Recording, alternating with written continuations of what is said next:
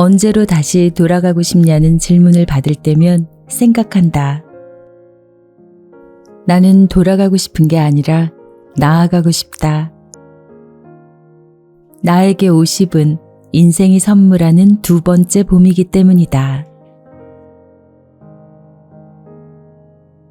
안녕하세요. 베아트리체의 책 산책입니다. 지난 시간 서점가의 책들을 둘러보면 40에 읽는 손자병법, 40의 시간, 벌써 40이 된 당신에게 등등 40이란 나이에 초점이 맞춰진 책들이 꽤 많았습니다. 그런데 요즘은 50이라는 나이에 타이틀이 많이 보입니다. 이는 곧 100세 시대로 본격 돌입하고 있음을 알려주기도 하는 듯한데요. 요즘은 50이라는 나이에도 30대로 보이는 분들 참 많습니다. 아무리 동안이라 해도 20년을 훌떡 뛰어넘는 얼굴은 쉽지 않죠. 당연 의술의 힘을 빌리기도 했을 텐데요. 저자가 이렇게 말합니다. 성형수술이 세상이 아름답다고 말하는 기준에 맞춰 신체 부위를 고치는 것이라면 세상이 가치 있다고 말하는 기준에 맞춰 사는 것이 삶의 성형이라고요. 하지만 이제 50은 세상의 기준에 맞춰진 남의 얼굴을 벗고 나의 얼굴을 찾아야 할 때라고요. 그런데 이렇게 말로만 알려주고 글로만 써내려간 책이 아닌 이 책에 있는 내용들을 모두 행동으로 실천하고 계신 저자의 이야기라 엄청나게 공감이 되어서 단숨에 읽어버린 책입니다. 배움에는 골든타임이 따로 없다며 50이 넘어 다시 공부를 시작하시기도 하고요. 열심히 일하기 위해서는 잘 쉬어야 한다며 제주도 한 달 살이에 이어 1년 살기도 감행하시고요. 이게 말이 한 달이고 1년이지 정말 쉽지 않은 일이잖아요. 단순하고 무식함이 있어야 떠날 수 있다고 강조하시지만 이분은 무식하지 않은 교수님이자 상담 전문가인 이서원 작가십니다. 가족이면 가족, 일이면 일, 쉼이면 쉼, 뭐 하나 빠지는 것 없이 신나고 즐겁게 인생 2막을 살고 계신 저자의 이야기를 들으면서 저도 이렇게 살아야겠다고 배운 것도 많았고 참 유쾌하게 읽었던 책입니다. 저 개인적인 생각은요, 이 책은 오히려 50이 되기 전에 읽어보시는 것이 더 좋겠다 싶기도 했습니다. 나이 드는 것도 설레는 일이구나 하는 걸 느끼실 테니까요.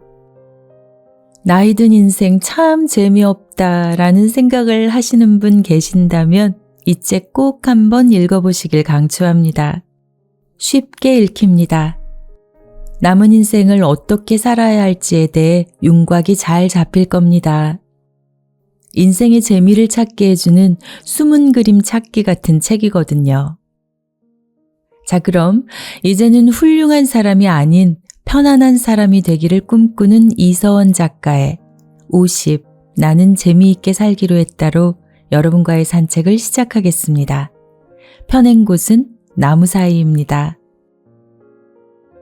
책을 읽는 도중에는 저도요, 동감이요 하면서 수다를 떨며 리뷰를 하려고 했는데요. 저자의 이야기 자체만으로도 너무 좋아서 오늘은 그냥 책 그대로 읽어드릴게요. 나만의 이유를 찾아 내가 좋아하는 것을 하며 멋지게 나이 드는 법이 무엇인지 들어보시겠습니다. 인생을 100m 달리기로 생각할 때가 있다. 50은 절반에 해당하는 터닝 포인트다.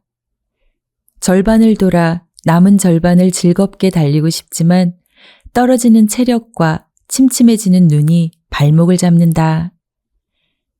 50 이전의 삶을 몸으로 살아왔다면 50 이후의 삶은 마음으로 살아가는 시기다. 사람은 복잡한 존재이지만 크게 나누면 몸과 마음 두 가지로 이루어져 있다. 50을 기준으로 몸과 마음을 생각해 볼 수 있다. 먼저 몸을 생각하면 건강이 꺾이는 시기다. 50 이전까지는 몸으로 산다. 특히 10대와 20대는 며칠 밤을 새워도 끄떡없고 어디 뼈가 부러져도 금방 아문다. 쉽게 지치지 않아 하나를 마치면 다른 일로 달려간다. 그러다 50이 되면 확연히 달라진다.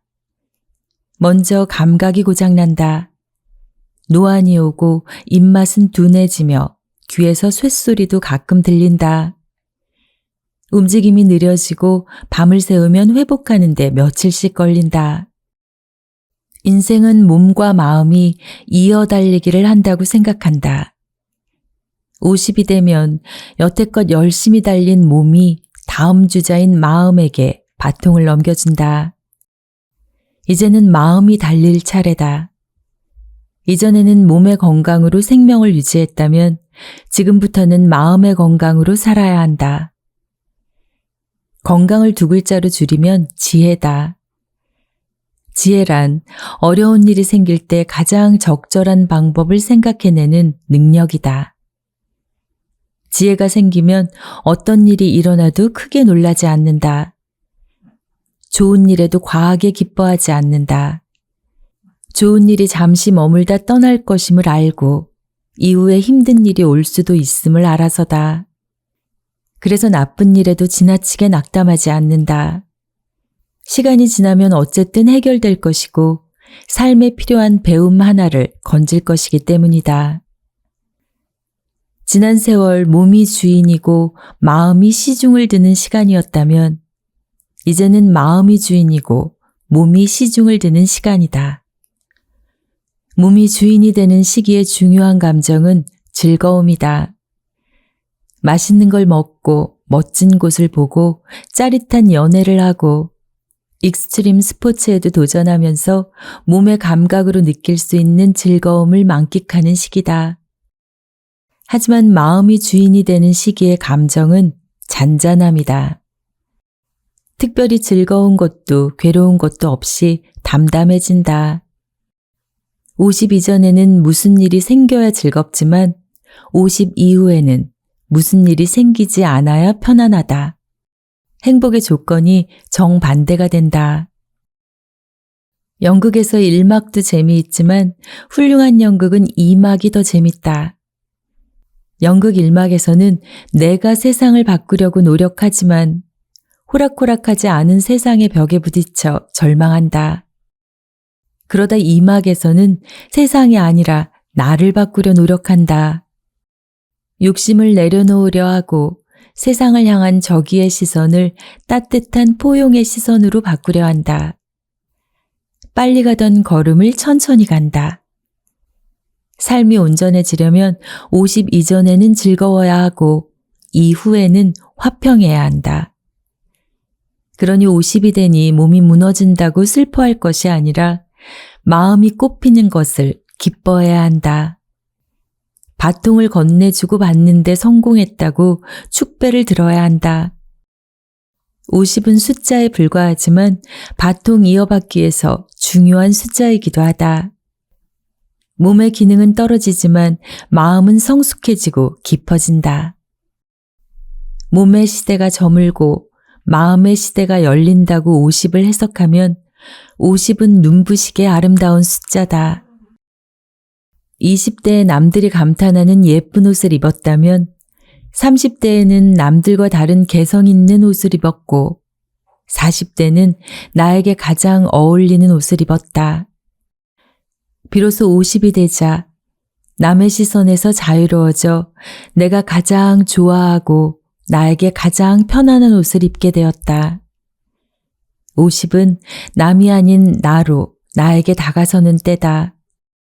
인생 2막에서 가슴 설레는 삶을 살 것인가, 약해지는 몸을 한탄하며 살 것인가는 각자의 선택에 달려있다. 나는 기왕이면 설레는 삶을 살고 싶다. 인생 절반도 아름다웠고 나머지 절반은 더 아름다웠다고 말하며 세상을 떠나고 싶다.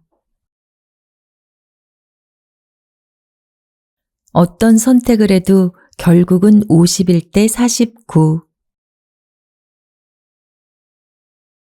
몇 달간 유명한 선생님에게 명리학을 배웠다. 두 가지 분명히 깨달은 삶의 이치가 있었다. 첫 번째는 별 차이가 없다는 가르침이었다. 이것을 택하나 저것을 택하나 별 차이가 없다. 중식당에 가서 짜장면을 택하냐 짬뽕을 택하냐 별 차이가 없다. 그런데도 우리는 죽느냐 사느냐 문제처럼 심각하게 짜장면을 먹을까 짬뽕을 먹을까 고민한다. 뭘 먹어도 비슷하고 선택한 후에는 만족감 못지않게 아쉬움이 남는다. 삶도 짜장면이나 짬뽕이냐 망설이듯 선택해야 하는 일의 연속이다. 오죽하면 프랑스 철학자 사르트르는 인생은 삶과 죽음 사이의 선택일 뿐이라고 말했을까. 그러다 보니 선택할 때 고민하고 망설인다. 결혼할까 말까? 공부를 계속할까 그만둘까? 작고 사소한 선택에서부터 배우자의 선택, 진로의 선택처럼 큰 선택에 이르기까지 우리는 고민한다. 그런데 명리학 선생님은 무엇을 선택해도 비율로 말하면 6대 4, 심하게 말하면 51대 49의 차이밖에 나지 않는다고 한다. 결혼해서 못 사는 사람은 혼자 살았어도 못 살았을 거다. 진학해서 공부를 잘하는 사람은 취직해서 일을 했어도 잘했을 거다. 사람은 쉽게 변하지 않기 때문에 무엇을 선택해도 그리 큰 차이가 나지 않는다. 나는 산사에 살면서 스님이 되려고 했는데 그때 스님이 되었어도 자식을 낳지 않았거나 혹은 하나가 아닌 둘을 낳았어도 내 삶과 희노애락에 있어서는 별 차이가 없었을 것이다. 이 이치가 맞느냐 틀리냐를 떠나 내 삶을 즐겁게 살아가는 데는 큰 나침반이 되었다. 무엇을 해도 별 차이가 없다면 내가 좋아하는 것을 선택하면 된다. 선택이 아주 간단하고 쉬워졌다. 명리학 선생님에게 배운 다른 하나의 이치는 사주와 팔자에 대한 가르침이다. 사람에게 사주는 타고난 운명이라 바꿀 수 없다. 이에 비해 팔자는 팔자를 고친다는 말처럼 사람이 바꿀 수 있는 운명이다. 이 가운데 더 중요한 것은 사주가 아니라 팔자이다. 사주가 좋은 사람은 자동차로 말하면 벤츠 사주다. 사주가 나쁜 사람은 자전거 사주다. 그런데 아무리 벤츠라도 벌목하기 위해 산에 임시로 낸 길, 임도를 만나면 제 속도를 내지 못한다. 사주는 좋은데 팔자가 영 시원찮아 제대로 살지 못하는 것이다. 반면에 팔자를 잘 고치는 사람은 자전거 사주여도 고속도로 내리막길을 가는 팔자가 되어 시원하게 달린다. 이때 팔자는 마음가짐이다. 착하고 좋은 마음을 내어 자신을 대하고 다른 사람을 대하면 팔자가 펴진다. 운명의 같은 길을 내도 다른 사람을 해치고 이득만 취하려는 나쁜 마음을 내면 산속에 임도를 내는 것과 같아 좋기만 한 자기 사주를 깎아먹는다. 반대로 다른 사람에게 웃음을 주고 나에게도 즐거움을 주는 좋은 마음을 내면 고속도로를 내는 것과 같아 자기 사주도 최대치가 되도록 살려준다. 명리학 선생님이 가르쳐준 두 가지 이치를 합하면 뭘 택해도 별반 차이가 없지만 어떤 마음가짐으로 선택하느냐가 운명을 가르는 결정적인 차이를 가져온다는 말이다.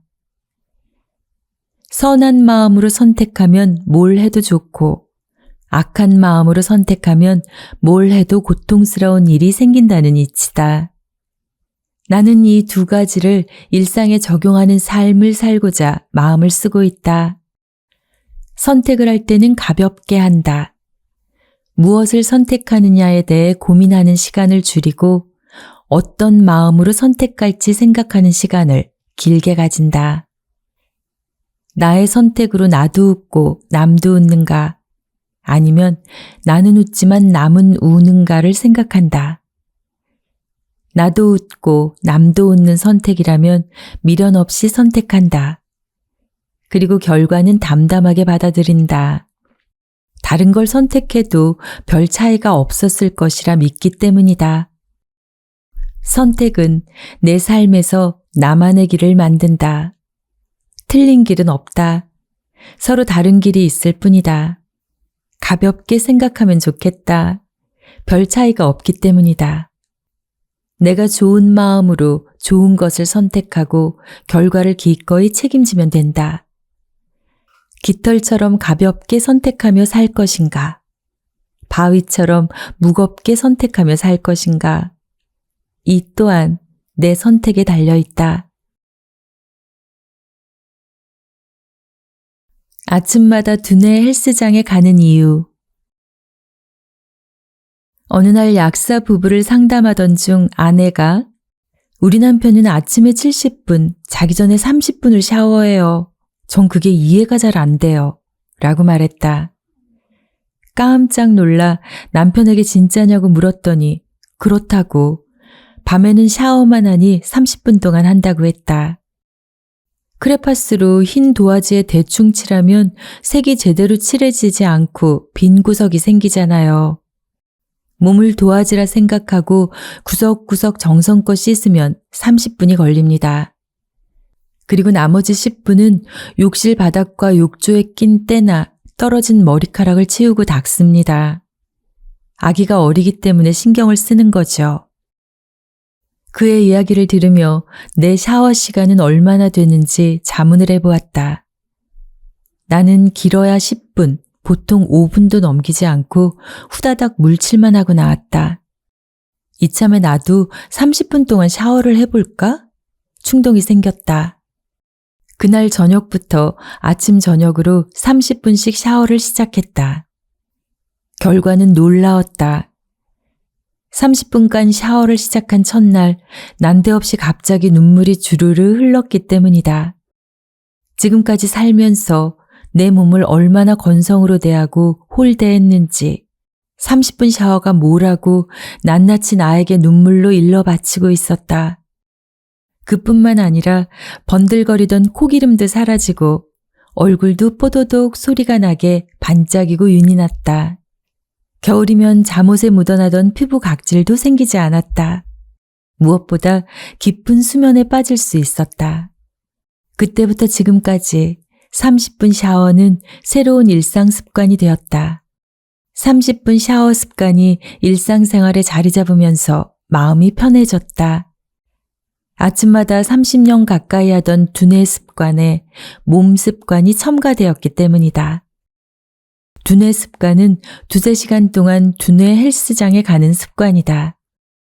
보통 아침 6시에 일어나면 습관적으로 서재로 가서 두뇌 헬스를 시작한다. 두뇌 헬스를 하는 방법은 간단하다. 먼저 가만히 눈을 감고 이리저리 떠오르는 생각과 만난다. 주로 어제 만난 사람, 경험한 일들이 떠오른다. 그 사람은 왜 그런 말을 했을까? 그 일은 왜 일어났을까? 그렇게 질문을 던진다. 하늘 아래 해결하지 못할 일은 없다고 믿고 세상에 일어나는 모든 일은 언제나 반드시 원인이 있다고 생각하며 산다. 그러다 보니 어제는 미처 생각하지 못한 일의 원인들이 보름달 떠오르듯 둥실 떠오르곤 한다. 아, 그래서 그 일이 일어날 수밖에 없었겠구나. 그래서 그 사람이 그 말을 한 거구나 하는 깨달음이 생긴다. 그 순간 나는 눈을 번쩍 뜨고 노트북을 켜서 떠오른 생각을 글로 쓰기 시작했다. 지금까지 나온 책은 대부분 이런 식으로 쓴 글 모음이다. 내 생각을 정리하여 글로 옮기는 시간이 끝나면 후반전 프로그램이 기다리고 있다. 그것은 남의 생각을 내 생각으로 가져오는 시간이다. 책상 위에 늘 함께하는 세계 속담 사전, 한국 속담 사전, 세계 명언 사전을 무작위로 펼친다. 동서양의 속담과 명언은 동서고금의 지혜가 응축된 보물이다. 그 가운데 그날 가장 마음에 와닿는 문구 하나를 고른다. 예를 들어 가난이 문으로 들어오면 사랑이 창으로 나간다는 속담이 유난히 마음에 들어오는 날이 있었다. 이 속담을 보며 내 머릿속은 자동으로 가난한 사람들을 상담한 경험이 주마등처럼 스치고 지나간다. 그러면서 이 속담이 얼마나 지혜로운 이야기인가 감탄한다. 이런 깨달음은 책상 위 노트에 도형과 화살표로 그려 담거나 노트북에 짧은 깨달음의 글로 기록한다. 생각하는 두뇌 근육을 키우는 가장 좋은 방법은 두뇌를 쓰는 습관을 들이는 것이다. 나는 상담을 받으려는 사람은 아마추어를 기다려주지 않는다고 믿는다. 최고를 원한다. 그런 최고가 되려면 적당히 생각하는 습관은 지향해야 한다. 매일 자신에게 일어나는 일을 깊이 생각하고 정리하며 과거 지혜로운 사람들의 이야기를 귀담아 들어야 한다. 매일 이렇게 두뇌 헬스로 생각 근육을 키우다 보면 부부, 자녀, 부모, 형제와의 관계도 점점 더 좋아진다. 가족과의 관계만 좋아지는 것이 아니라 자신과의 관계가 좋아진다. 몸 헬스의 최고 수혜자가 자기 자신이듯 두뇌 헬스의 최고 수혜자 또한 자기 자신이다. 스스로에 대해 편해지면 누구를 만나도 편안한 기운을 전할 수 있다. 이제 아침 샤워하는 시간이 30분 늘어나면서 두뇌 헬스는 더 쾌적해졌다. 두뇌 헬스도 결국 마음 샤워다. 몸도 깨끗이 샤워하고 마음도 편안히 샤워하는 샤워 습관을 남은 세월 동안 이어가고 싶다. 네, 여러분은 인생에서 남은 시간이 5분이라면 누구와 통화해서 어떤 말을 하고 싶으신가요? 책의 중간중간 하얀 공백에 이렇듯 의미 있는 질문들이 여럿 들어 있습니다. 제가 그걸 빼곡히 다 적어보았잖아요. 원래 이런 거 잘 안 했었는데요. 별것 아닌 것 같은 이런 아주 작은 일들이 어수선한 내 마음을 정돈해주고 분명 오늘보다 더 나은 내일로 나를 데려갈 것이라는 것을 저는 책을 읽으면서 배운 것 같아요. 책의 마지막에 있는 글귀로 마무리하겠습니다. 당신이 세상을 보고 웃으면 세상도 당신을 보고 웃을 것이다. 오늘도 많이 웃는 하루 되시길 바라봅니다. 삶을 변화시키는 책 한 권의 기적, 베아트리체의 책 산책이었습니다.